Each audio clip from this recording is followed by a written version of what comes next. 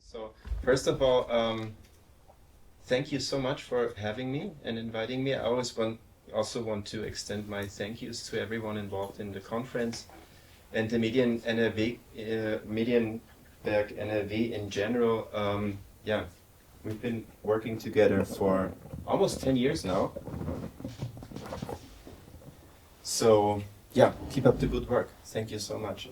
What you just did, Klaas, was a very good example of what I'm going to talk to about, and it reminded me of a story that happened to me last semester when I was doing a machine learning seminar at the University of Applied Arts in Vienna.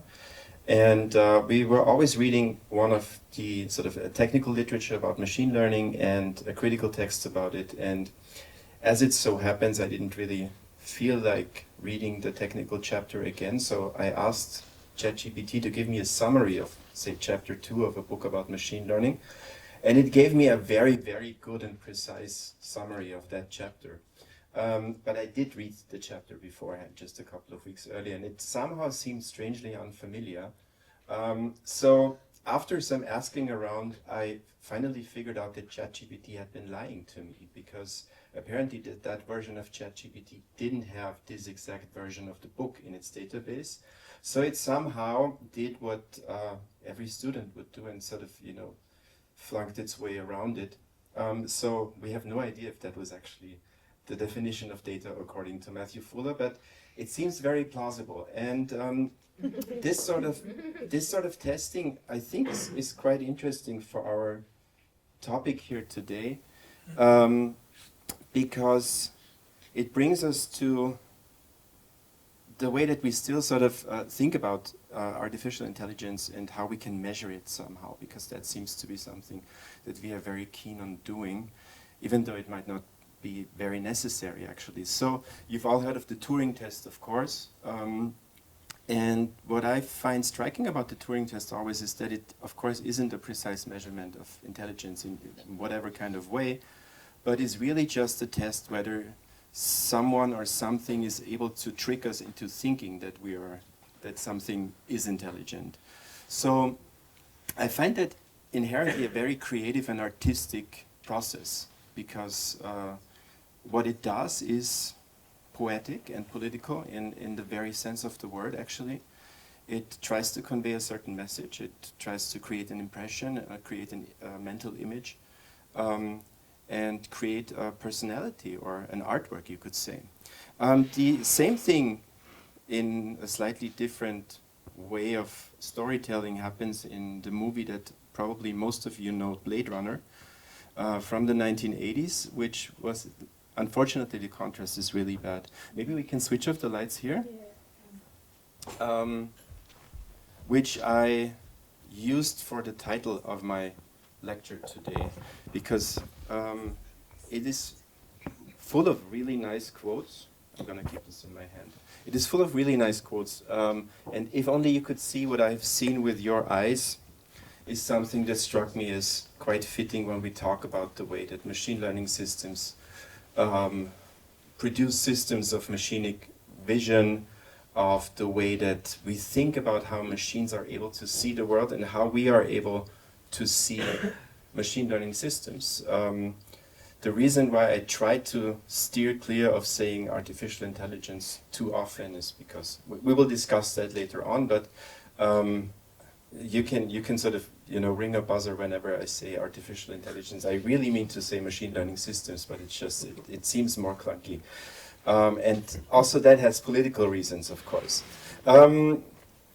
Before I come to the actual part of my lecture, I just wanted to talk briefly about Blade Runner, because it is a film that is very much about eyes and about seeing and about the way that we perceive the world. So this is a scene where Roy Batty, one of the rogue replicants, is visiting a bioengineer who has, his name is Hannibal Chu, who has engineered his eyes, and he says this very memorable sentence, "If only you could see what I have seen with your eyes." And probably most of you who have seen the movie will remember the very memorable final monologue about tears in the rain and everything like that.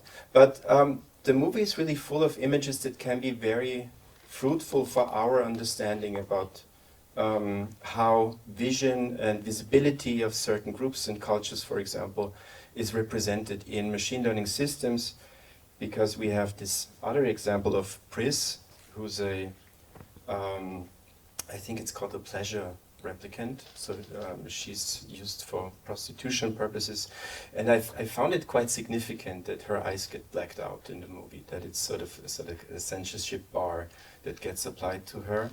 And you can also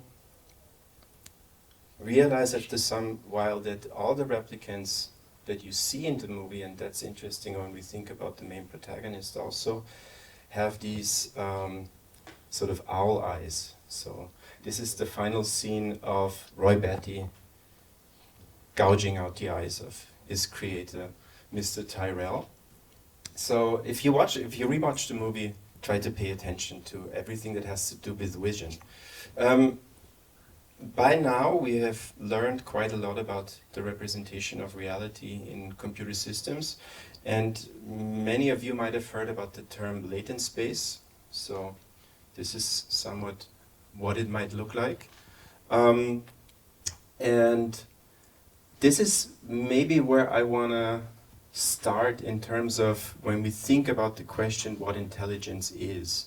And I would like to start with actually passing the question on to you. What do you think intelligence is? How would you define it?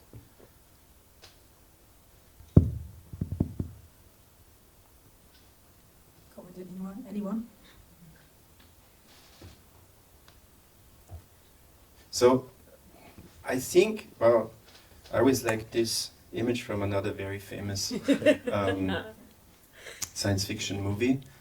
This, you could say, is the first sort of, act of design, where something is used to produce something or destroy something. But I had this idea a while ago that I thought intelligence is a process that sort of turns world into knowledge. And this process is something that only works by being artificial, by using something. So intelligence isn't an entity or something. Intelligence is a process, and this process always involves creating something. So it creates the world, it turns the world into knowledge, or into something that is, datafied, you could say, in a way. And in doing so, we can only think and we can only be intelligent if we create models, if we create media technologies, if we create art.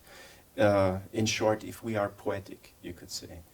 And that, I think, really, goes back millennia and millennia, from probably starts right here with the ape starting to use tools in one way or the other, and sets in motion something that I consider to be sort of a symbiotic evolution of so-called human and so-called artificial intelligence. So first of all, like the provocation I want to use today is to say that there is no natural intelligence. Intelligence, if we want to talk about it, is always something that is inherently artificial. It's technological, it's media technological, it's artistic. It works better in German if you say künstlich und künstlerisch. So the proximity of these two words is quite interesting, but artificial and artistic also works.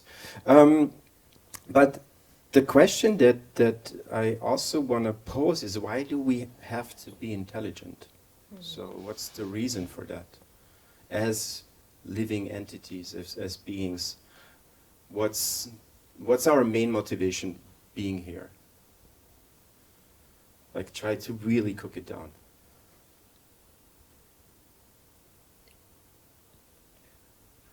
Maybe extend lifespan on Earth, like personal lifespan and species lifespan. I'll take it. So let's say survival. So what we do is we want to continue to exist somehow. And then everything else comes afterwards, procreation, whatever, culture.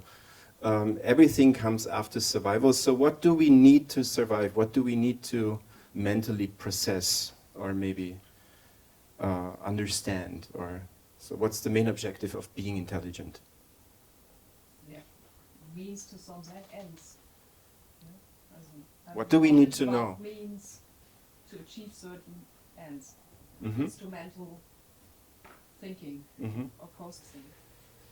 But in order to survive or to not die, what do we need to know? Coping mechanisms. That seems... Mm. I was about to say the same thing, like how to adapt to our environment. Yeah. I would say, like, what happens next? We need to know what happens next. So what we need to know is we have to develop some sense of what future is. It could be, it's predictiveness basically. So it's about it could be a very immediate future. So what happens if I sort of take a step too far and fall off the cliff, or I can go more abstract into a more distant future and make predictions about the weather or anything. So I think this as a core motivation is something that sets in more, like is very much in the center of this process of producing artistic and artificial intelligences. And in the very first cultural evolutionary phases of humankind, I would argue that there is something that, like, we turn something into a symbolic system, for example, but still the correlation between the future that we predict and the symbolic systems we have invented might not be very, concise. So we enter this very first phase of culture when we talk about prophecy. So this is something we find in every civilization. It's basically making some assumption about the future and then saying it has something to do with something we have produced. This is from the 13th century BC, from the Shang dynasty. These are oracle bones.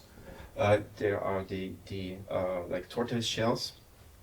And you find, this is actually one of the first documented examples of gender-based discrimination based on data, because it's a prophecy trying to make sure that a male heir is being produced. And so what we find is sort of magical thinking, alchemical thinking, where the cultural artifacts that we produce have nothing to do with the actual reality that's happening in the future. This produces the first abstract ways of thinking. These are, somebody notice, like, can somebody recognize what that is? I think these are the same symbols that are on the South Korean flag. Exactly, they're called the bagua. The 8 trigrams, they find their way into the I Ching, also one of the oldest Chinese oracle books. And we will talk about them a little bit later, but these are just written representations basically of smaller and you could say continuous lines and broken lines, but they are actually made of wood or bone in reality. So this is the first period where we have some sort of symbolization of the world and some kind of idea that it might correlate with reality, but it really doesn't yet. And as time goes on, civilizations develop more complex and more abstract and also more real systems of correlation. So we enter the next phase, which is that of prognosis, where we can actually already say some things that might actually be true about the future. So we start as pattern recognizing beings. So we start to develop scientific thinking, you could say, at least in a very early conception of what that is. So let's say you are able to recognize astronomical patterns or ebb and tide, or really just, sun comes up, sun comes down, and you make assumptions based on that. And that, of course, then gets developed and put into more abstract forms, like this is from Sumeria, very early mathematical tablet. And these are this is a representation of so-called Psephoi arithmetics, which is Psephoi are tiny pebbles used by the Greeks, later called calculi in Roman times, so hence calculus. And can you explain to me what they do? They're actually kind of a very early but really well-working computer. The idea is that there is an immediate sort of visual representation of a certain kind of mathematical knowledge. And in that case, that is quadratic numbers. So we have 1, 2, 3, 4, 4, 9, 16. So the idea was that you could actually produce by a certain kind of visual representation and patterning some understanding of very sort of deep mathematical truths. We will find the same, like similar things in Latin America. This is a quipu, which is a series of knotted strings, which is able to not only store but also calculate quite complex mathematical ideas.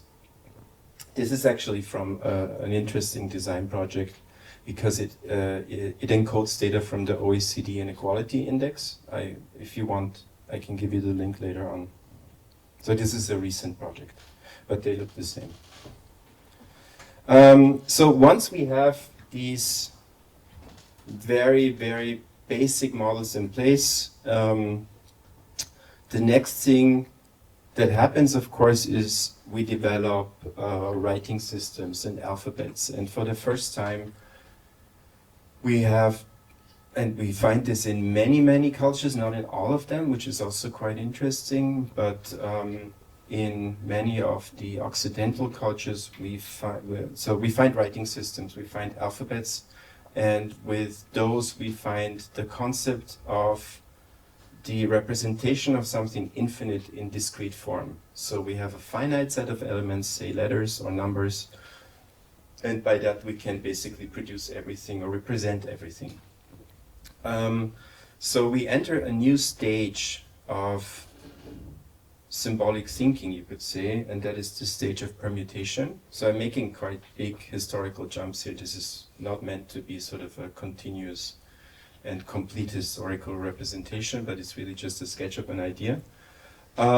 So you could say we could jump ahead into the 12th, 13th century Middle Ages, and this is already in Baroque. I made the slides this morning, so the sequence is a little bit fucked.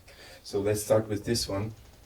This is it's a Sayurja, which is a Persian predictive tool, you could say, or generative tool, where concepts are ordered in circular fashion here on this circle, and these are the data sheets that can be used to then look up the ideas that you have generated. So you have a database, you have a computing device of some kind. Basically, you just rotate the circles against each other, and you create a certain kind of new idea. So the idea was that you could actually ask this machine something, and it would give you new stories. Of course, with a certain mathematical limitation, but numerically still quite big. And this is a concept that then travels to Europe through Raimundus Lullus. This is a page from a reprint of his Ars Magna et Ultima, I think, which uses the same ideas. And so the concept or the dispositive of permutation is something that becomes very important after the Middle Ages and in early Renaissance and Baroque. We will find it also in book printing, of course. And book printing, I think, is the prime example of why permutation is culturally so significant. Because of what?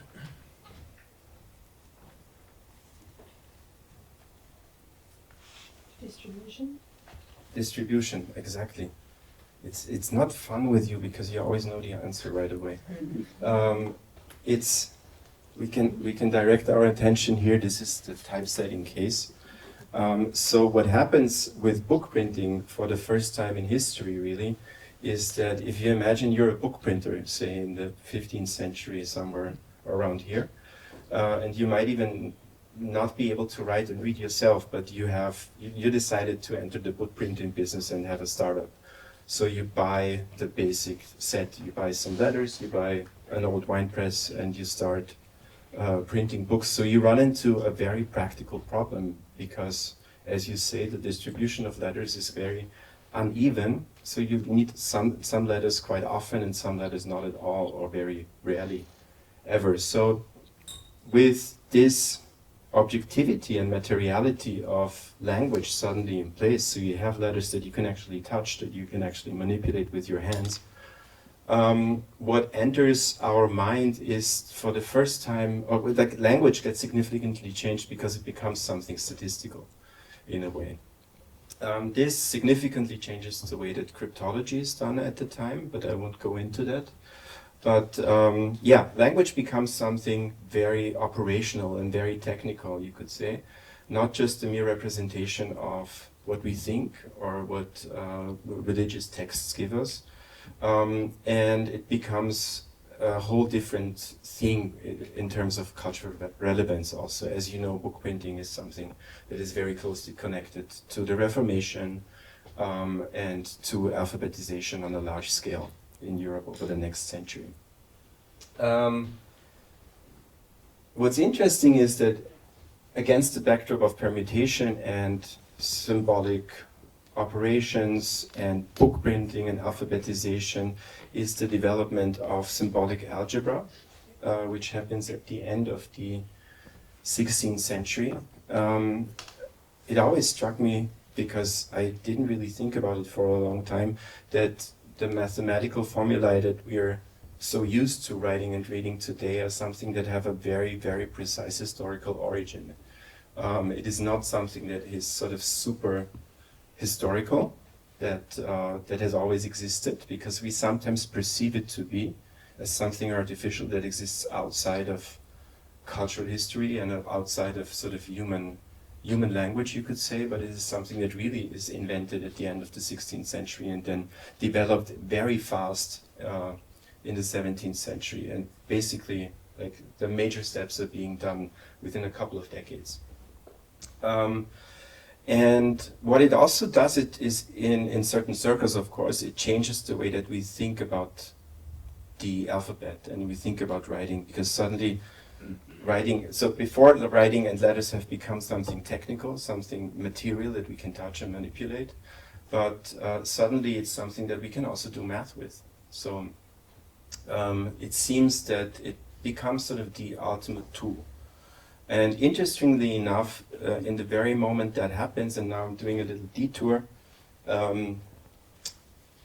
the first letters from China, from Jesuit missionaries, enter Europe. And you can pinpoint it to a time window of 3 years, where François Biet, the inventor of the symbolic algebra, he says there is no problem we can't solve with mathematical formulas.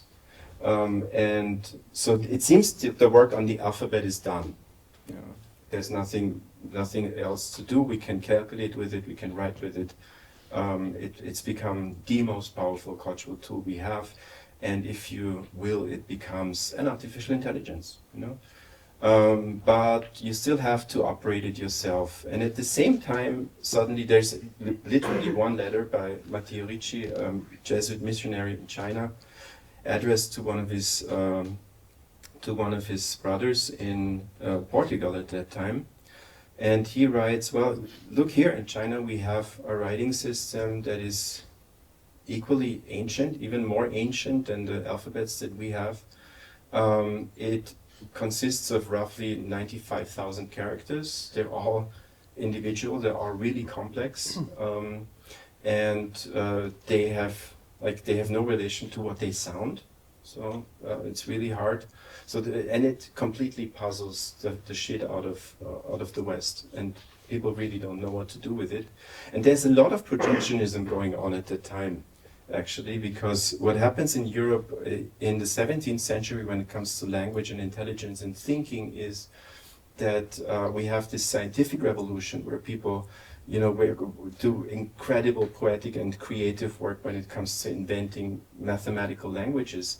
At the same time, Latin as the lingua franca starts to deteriorate. We have after the Reformation, we have the 30-year War, which completely shatters Europe into pieces and creates a whole different cultural background, which is much less centralized. So it's all about sort of, you know, it's fragmented into lots of different shards of existence. And this prompts many European thinkers to aim to create a universal language. So you could argue that one of the core ideas of what we call artificial intelligence today originates in the 17th century in the desire to create something that will sort of think for us and speak for us.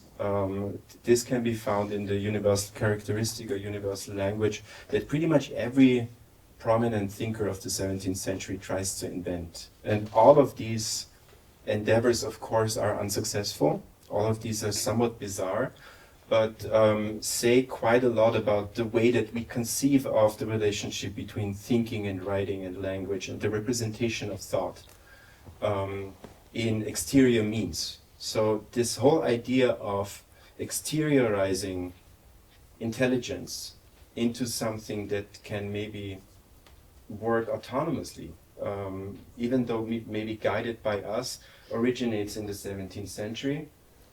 And yeah, so here another just short example about later on the complications of typesetting in China and the invention of the Chinese typewriter in the 19th and early 20th century. It's a whole different chapter that I will skip today. One last example of permutation. This is a cryptographic ring used in the checks cereal boxes in the 1950s, but dating back to 1461 and Leon Battista Alberti's De Cifris. So now we have all of these different tools in place. We have quite powerful mathematics. We have lots of different ideas about how thinking and language and writing and mathematics and science and art go together. Especially interesting still the backdrop of China, because many thinkers in Europe in the 17th and 18th century speculate that the Chinese writing system is already a computer, that that these characters and the way that they are created somehow by the mind or whatever are processing units in themselves, because they don't represent a thing or a sound or something else, but a concept or an idea. So the idea of ideographic writing, something very, very important. But there is one more thing in the 17th century that mathematically comes into place against this background, that really shapes what we think today, and that is that of prediction, as you said. So what we need for prediction, of course, are differential equations. And this is really a huge leap in mathematical thinking done by primarily Gottfried Wilhelm Leibniz and Isaac Newton, who had fight over this in the first, you could say, scientific copyright wars, the calculus wars, as they are called today, because they come to the same idea independently, use a slightly different notation, then they fight, who invented it. But differential equations are very important for us because for the first time it becomes sort of like reality becomes manageable mathematically. Before that, pretty much most of mathematics was very clunky when it came to representing nature and continuous phenomena. So you had, ideal Platonic forms, you had Euclidean geometry, everything was quite angular and quite regular. So you had some sort of a symbolic representation of the world, but it didn't really feel like actual reality. What Leibniz did is he invented something that was symbolically infinitesimally small, the so-called infinitesimal, by just dividing and dividing and dividing and dividing. So you could approximate something as like the continuum. You could never be quite there, but you could come infinitely close to it. And this is pretty much what computer simulations and AI does today too, what we need for any kind of prediction. Just a side note, because this is also sort of a coming together of Chinese and European culture in the 17th century. The characters that we saw in the very beginning re-emerge in the 17th century, because Leibniz invents, or sort of, really just has an idea about representing numbers by two different distinct symbols. It's very interesting to note that Leibniz only very much later, after his first study, talks about zeros and ones when it comes to binary numbers. But initially he really just says, well, if you think about it, all we need to represent any kind of number are two distinct symbols, and they can be anything. They can be sun and moon, for whatever we care. And he initially chooses in a very pre-Socratic fashion something odd and even, gerade und ungerade.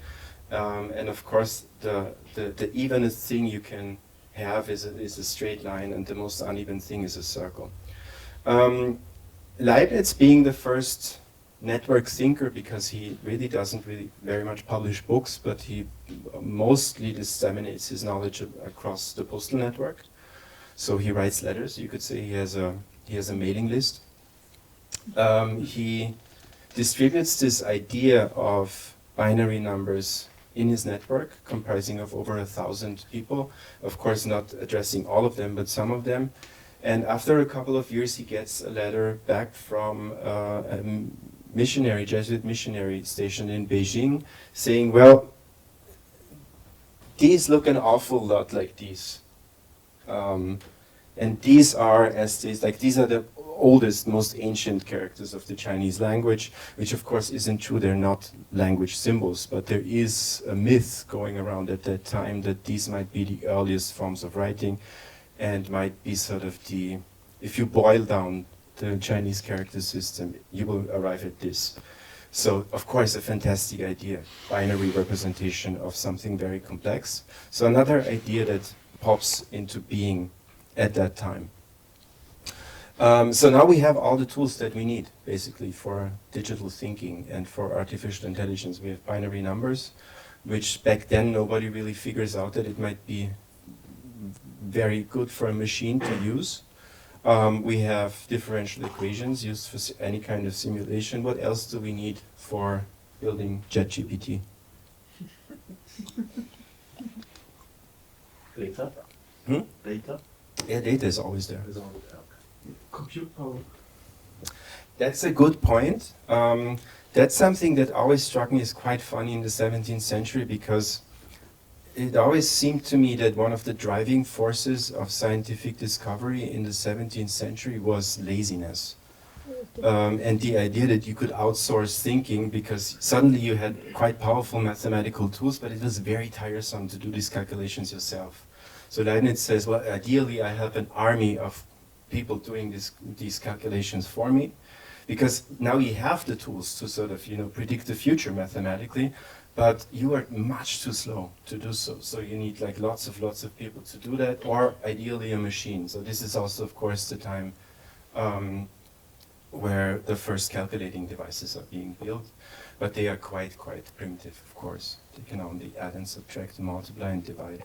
So no, in the 18th century, what's the next field that becomes mathematically challenged is that of probability, of course. So with Christian Huygens, this is mid-journey, Christian Huygens and his gambling problem, it becomes something that is very interesting suddenly for mathematicians, because it seems now that we have a representation of everything in binary system. We have the possibility to represent and calculate continuous phenomena through differential calculus, and suddenly we can also calculate chance. We can find a mathematical expression and make some assumptions about what's going to happen next. So this, of course, all comes together in the idea of the program that pretty much sums it all up and brings all of these different things together to form a cultural dispositive that we are still in today, and which you can find in self-guiding rockets like the V2. It doesn't always work really well. Or early cybernetic tools. Dr. Grey-Walter of Bristol. Why the torch? Well, here's the reason. It's Toby, a mechanical tortoise with an electronic brain which functions like the human mind.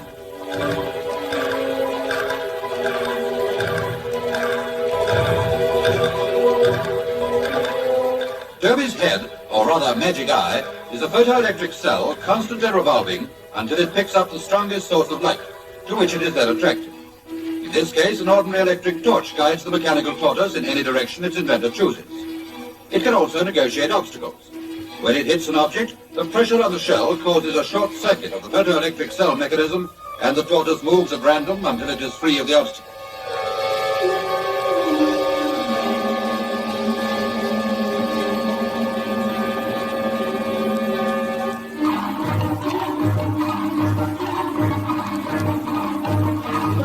With a stronger source of light placed in position, Toby is attracted to the lamp in the same way as a moth is attracted by light.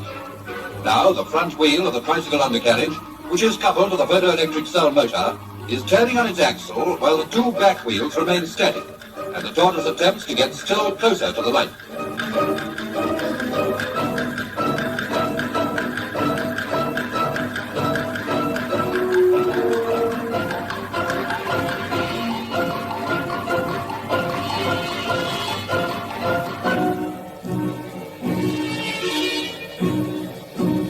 The small syringe is being used to inflate the tiles.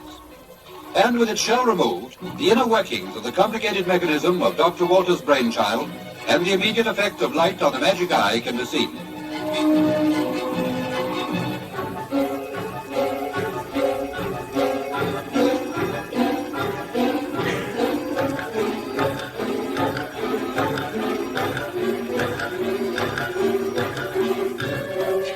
Toby is probably getting tired and hungry by now, for light to Toby is like food to any ordinary animal. And that light in his hutch never fails to bring him home, without a torch too.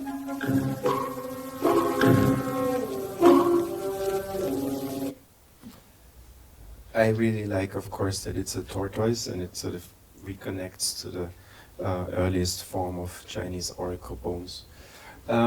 Which brings us back to China and to the late 1940s, where this machine was first conceived. The video, I think, is from 1952. But to slowly come towards an end, I want to talk about, again, a connection between China and the West, which you will find in this letter from 1949, addressed to Norbert Wiener by a Chinese colleague and friend of his named Yanren Chao, where he says, well, have you ever thought about machines playing Go? And before that, literally no one had. Go was, of course, is one of the most ancient games in the history of mankind. It's mathematically much more complex than chess. Chess, as you know, has been beaten by a machine in the 1990s. And Go made its way to Europe mainly through exchange students who came to American universities on Boxer indemnity scholarships, which was financed by the American state paying reparations for the Boxer rebellion. And Yanren Chao really, and of course, you know, what this sets in motion is a story that ends in 2016 with the historic defeat of a human player. In this case, it's the second match. It's the Chinese player Kejie. But I really like the sort of iconography of this image. When AlphaGo beat human players for the first time in a way that was really unexpected for all the observers of the game and the players themselves, because it apparently played in a very different fashion than a human player would. I'm only very, very rudimentarily good at playing Go, so I can't really say. Yanren Chao, just briefly, is a very interesting character. He was a translator, among other things, but most prominently of Alice in Wonderland, which became a very, very popular translation, and something that before that was generally deemed to be impossible to translate, the sort of logical, poetic substance of Lewis Carroll's novel into Chinese, because general scholarly opinion was that Chinese wasn't able to represent logical assumptions language-wise, because it was grammatically structured differently, or less structured even. But he managed to do so. He even managed to translate the concrete poetry into a Chinese version. And he didn't only translate it literally, but he translated it into Chinese concepts. So the mock turtle becomes sort of a tofurkey, if you will. And tofu, of course, being something not generally known in the West at that time, in the 1920s. He had a very large impact on the development of cybernetics. Norbert Wiener, they met in the 1930s when Norbert Wiener was a guest professor at Tsinghua University in Beijing. And this is a quite little known story, but I think it is absolutely okay to argue that that cybernetics in its philosophical conception is something that is sort of holistic and circular and feedback oriented, is very much based on Norbert Wiener's experience and philosophical training that he had during his time in China, and his lifelong exchange with Yuqing Li and Zhao Yunren. Yuqing Li was his main engineer, so they worked together until the 1950s and 60s. This I'm gonna just skip. This is about the name cybernetics, actually, which of course, as you know, means sort of a science of steering or governance, which also has something to do maybe with the representation of, or the image of the helmsman in China. Cybernetics also, of course, made its way back to China through this guy here, Jian Xuezhen, who was a part of the so-called suicide squad at Caltech, and then was deported from the US and became the main cybernetician afterwards of the Chinese government. Very, very controversial figure, but I'm not going to talk more about it. So after all these different steps that we have reached and gone through, one of the last steps, I would say, that we enter after prediction and program is that of the production of realities through automated means, which I think this illustrates best. As you might remember, there was a huge volcanic eruption in, I think, 2010 or 11 in Iceland, which had a global effect. It grounded all air traffic in the northern hemisphere. And interestingly enough, it's the best example of computer-based simulation-based risk assessment. So no airplane flew up there to take measurements of the ash particles, but it was all done, of course, as part of a computer simulation which plugged together global systems of simulation, from weather simulation to sort of wind dissemination, insurance models, ballistic models, aerodynamic models, and created a reality that was very tangible, much more tangible than the realities that we already sort of know of, but we decide to ignore when it comes to how computers and machine systems guide us. And this maybe, to actually really come to an end slowly, maybe this is really new. I thought of this word last night. After the production of actual realities, what we've entered now is a new stage of the creation of realities. For example, in this is Sora, the OpenAI moving image generative model, which looks strikingly realistic. So we enter a new stage of the superposition of imitation and artificiality and artistic and poetic and political realms. The model was just, I think 3 days ago, it was leaked by some comrades of ours, because this is just really slow, but it's about basically the use of artists as trainers for commercial models. And with this, I think I have some more slides, but with this, I think we have enough stuff for discussion. So the basic idea was basically to say we aren't really able, have never been able to think without media technologies. We are a part of them as much as they are part of us. This, of course, produces a lot of questions about poetics and politics and other things that start with P. And yeah, I'm happy to take your questions. Thank you for listening.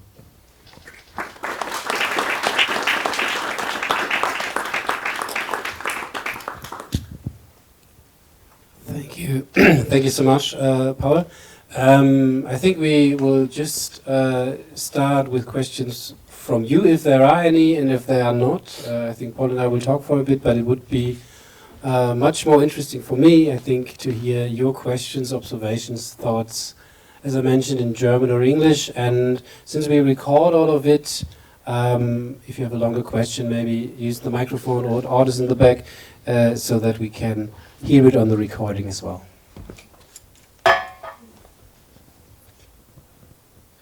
Who would like to start? Question, anyone?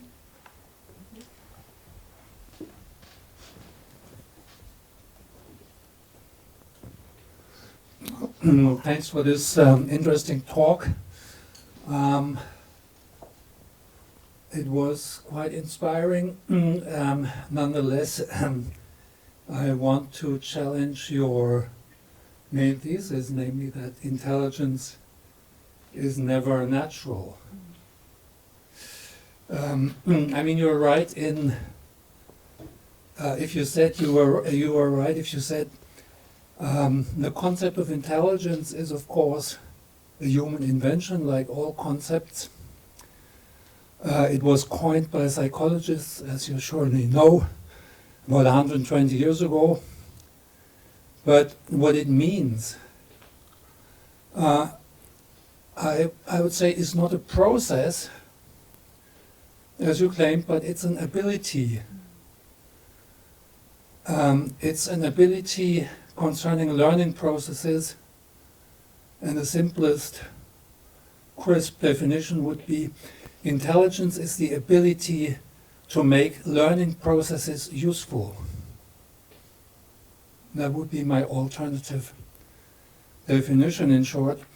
And I mean, of course, there's a point to. I mean, you were driving at the fact that most of our intelligent activities are mediated by symbols, and therefore use symbolic systems, and in this respect are artificial. But there's also intelligence, as psychologists would understand intelligence, in animals who are not symbol-using beings. So that's why I would at least qualify your interesting thesis. Mm-hmm. You're absolutely right. As you might have seen when I skipped through my last slides that I didn't show, is where I arrive in the end is actually down a hairway. And of course, the whole field that we haven't touched upon today at all, which means different concepts of non-human or more than human or otherly intelligence, that there is definitely, not even might be, but it is. I spoke as a media theorist, and mainly to sort of, as you say, drive home a particular point about the way that we think about this whole very misleading concept of artificial intelligence, because it is something that is very often, I think, misused to repurpose it in terms of capitalist and political means. And as you all also are aware of, artificial intelligence is a funding-oriented term that was specifically coined to get funding money in 1955. For a conference in 1956, they got $7,500 in the end by the Rockefeller Foundation, which is sort of the initial amount of money used to research that. But it was particularly because cybernetics was hogging all the funding money that a certain field of, again, the machinic colonization of this field of intelligence, or the sort of further development of something that started, as you said, in psychology and then was also used in criminology and other things, and the translation of that into machinic concepts was furthered at that point. This, of course, completely excludes everything that you said, and that being said, yeah, thank you for the addition. Of course, I omitted that. Thanks, Paul. That was quite the walkthrough to 5,000 years of artificial intelligence. I was going to ask you to maybe elaborate on one aspect of it, which is the co-evolution of human or biological intelligence and artificial intelligence or media, right? Because if you take this one really simple example of this Go player that was beaten by AlphaGo, I think 3 or 4 years later he was able to beat the machine again by copying its draws, right? Because he played so unpredictably that the machine even wasn't able to comprehend what he was doing, and so he was sort of evolving with it. Go play was evolving with the help of machines, basically. So it's just one example. So I think what I'm getting at is there's always this point of media being kind of deterministically involved in the evolution of mankind, but there's also the question of practice. Like there's always this question of creative misuse, which kind of relates to artistic practice, of course. And I don't know, I'm just curious how you think about this now, because I'm generally sympathetic to your point, of course, that media kind of determines how we think, how we are, who we are. But what's the role of practices and unpredictable things that might just happen, Yeah, thank you. I think you gave all the answers already. If we think about it of course, there's a lot of determinism in all that, and Kittler famously said, "Media determine our situation." We could slightly alter that to "media undermine our situation," but also so do we. So I think my main argument would be that by the poetic misuse of technologies that inevitably happens, and that we can also strategically develop, and I think that should be an aim of universities, for example, or of artists, is to make this process transparent, to be aware of this process, that it is sort of a constant feedback between the media technologies we use and the way that they determine our thinking, our output. Especially in a time where these tools become so powerful and autonomous, but also so guided by certain, capitalist and political interests, that a massive amount of intervention and engagement is necessary to be able to still be part of this process and not just become sort of the pure resource, as the people who leaked Zora, for example, were claiming to be. McLuhan famously said that we might be nothing more than the sex organs of our technologies when it comes to developing them further, because so far only we know how to procreate. They don't really know, but they know machinically in a way, but they still need us in some way. But yeah, I think the point that you're making, and that we should discuss today, especially in this context of the conference and the connection of poetics and politics, is that particularly the work of philosophers and artists and designers and people who work creatively with technologies and beyond the intended limitations of these technologies is something that we should strengthen.